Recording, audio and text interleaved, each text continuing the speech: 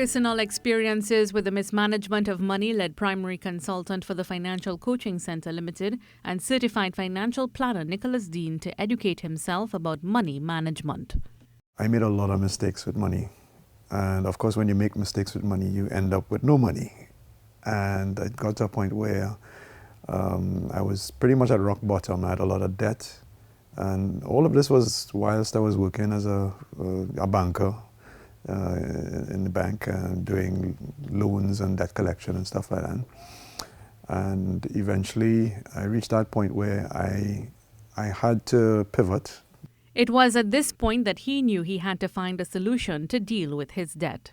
I started to educate myself about money. I even got into a program called the Certified Financial Planning Program, which is a professional course of study to help you to operate in that space.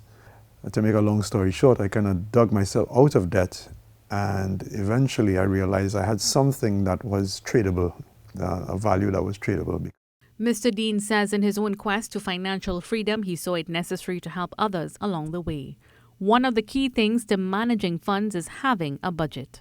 A budget is, I like to say, it's a spending and a savings plan. So it's a plan. So a budget is what you decide to do with the money that you get on a monthly basis. Sometimes you could do a budget on a periodical basis as well, but generally it comes to a monthly basis where people will take their salary and how they allocate their funds. It should reflect in a budget.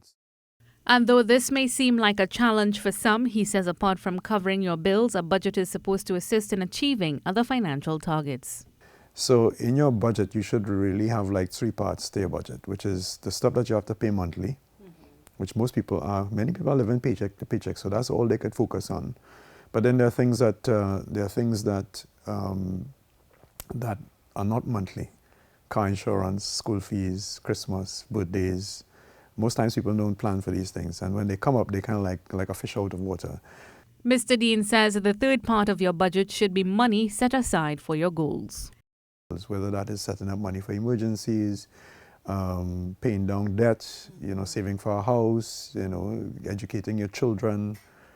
He says while budgeting is planning, a plan must still be implemented for the execution of funds with the right systems and behaviors. Next Wednesday, Mr. Dean will explain more about the aspect of financial planning. I'm Mahalia Joseph-Wharton, keeping tabs on your inner circle.